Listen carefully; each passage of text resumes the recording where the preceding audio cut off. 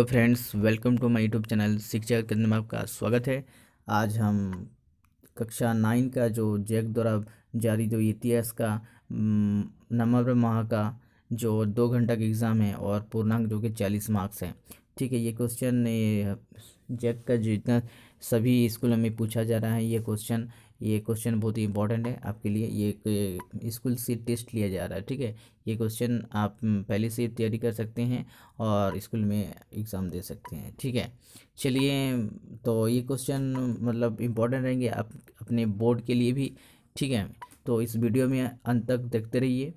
ठीक है, यदि मेरे चैनल को बेल नोटिफिकेशन प्रेस नहीं किया और उसको प्रेस कर दीजिए, जिससे कि आपको जो जो भी नोटिफिकेशन है पहले पहले जाया करेगी। ठीक है, तो चलिए देखते हैं, शुरू करते हैं। तो फ्रांस की क्रांति कब हुई? फ्रांस की क्रांति कब हुई? ये ऑप्शन नंबर घ हो जाएगा।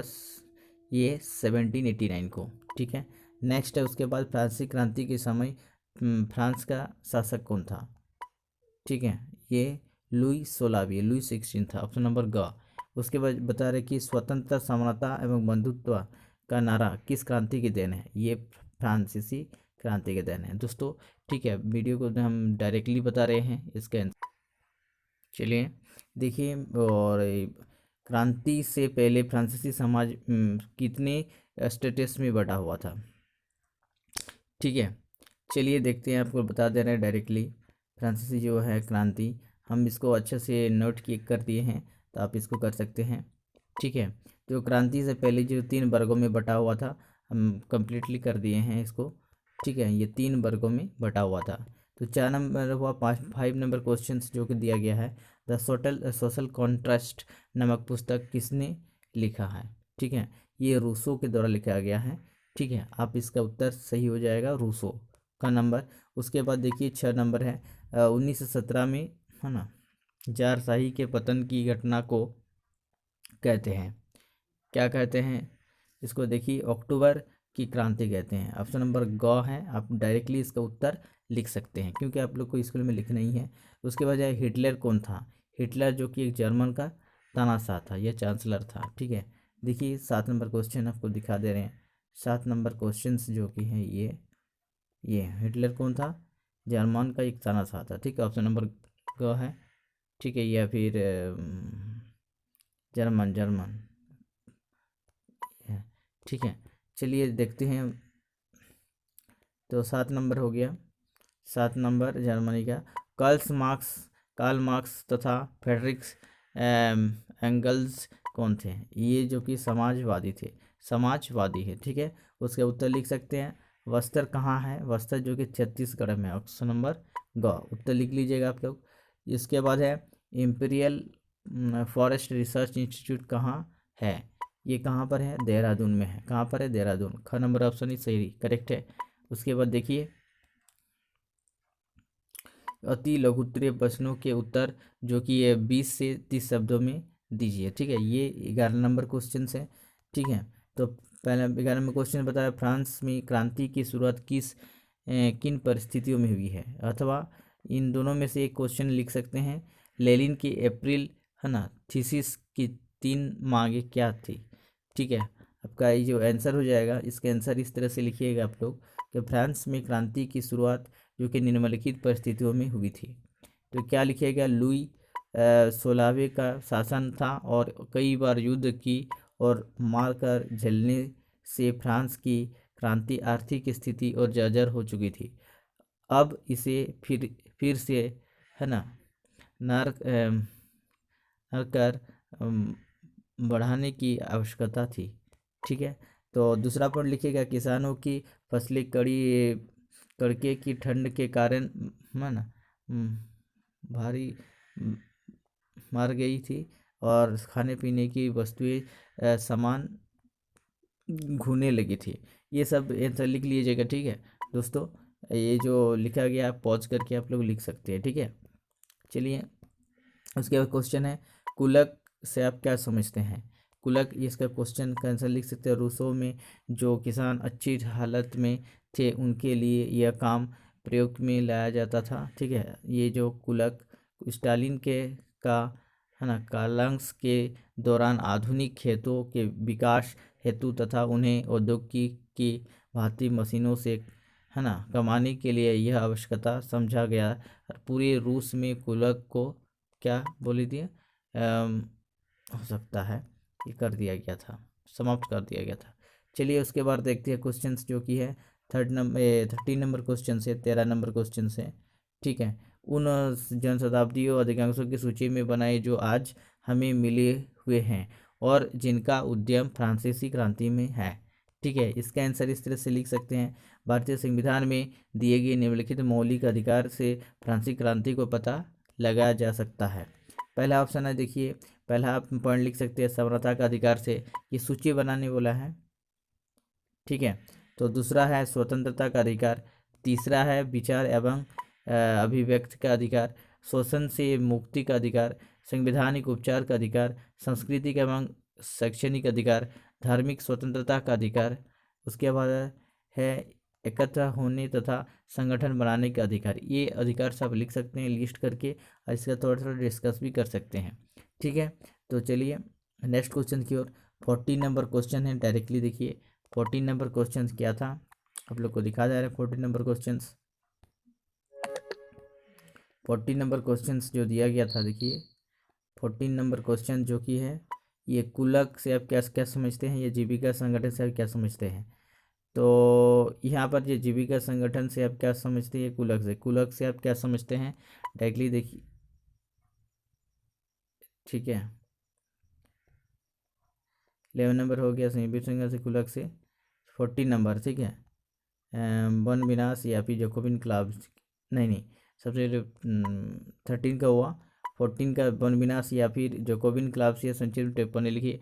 जो जैकोबिन क्लब का देखिए 14 नंबर का हम लिखा दिए हैं। ठीक है, 14 नंबर का ये है, 14 नंबर का ये है जो कि रॉबर्ट्स, ये जैकोबिन क्लास की स्थापना जो कि मैक्स मिलियंस है। रॉबर्ट एक फ्रांसीसी वकील और राजनीतिज्ञ थे। उन्हें फ्रांसीसी क्रांति से जुड़े सर्वाधिक प्रसिद्ध और प्रभावशाली लोगों में से गिना जाता है। रॉबर्ट स्टेटस जनरल फ्रांस की राष्ट्रीय संविधान सभा एवं क्या थे, जैकोबिन क्लब के सदस्य थे। ये इस जैकोबिन क्लब के संस्थापक भी माना जाता है। ठीक है, 15 नंबर देखते हैं। 15 नंबर का ये क्वेश्चन है, देखिए 15 नंबर क्या बता रहे हैं आप लोग, देखिए फर्स्ट 15 नंबर बता दे रहे हैं। तो 15 नंबर क्वेश्चन क्या है, क्वेश्चन से बता रहे हैं कि लुईस ओलावे यानी रूस से इतिहास में कौन सी सूची खूनी रवियर नाम से जानी जाती है। तो हम ये वाला दोनों में से लिख सकते हैं, लुईस ओलावे के परिचय दिए, बताइए कि उनकी फ्रांस की क्रांति से क्या भूमिका थी। तो 16 नंबर क्वेश्चन है। 15 नंबर क्वेश्चन से देखिए का आंसर ये हो जाएगा, 15 नंबर क्वेश्चन ये हो जाएगा, लुईस ओलावे जो कि फ्रांस का एक निरंकुश शासक था और ये जिद्दी और बुद्धिहीन व्यक्ति था। उसका चरित्र दुर्बल और स्वाभाविक अस्थिर था। वह सदा भोग विलास में डूबा रहता था। सरकारी इस अधिकारियों पर उसका कोई नियंत्रण नहीं था। वह सरकारी खजाने को व्यर्थ के कार्यों में लुटाता था। उसके गलत स्वभाव के कारण ये 15 नंबर क्वेश्चन है, याद रखिएगा। ये क्या कितना है, 15 नंबर क्वेश्चन है। ठीक है, तो पहला क्वेश्चन है, आप लोग इसे पॉज करके लिख करके आगे बढ़िए। उसके बाद देखिए नेक्स्ट क्वेश्चन 16 नंबर क्वेश्चन का। ठीक है, 16 नंबर क्वेश्चन का आंसर ये वाला है।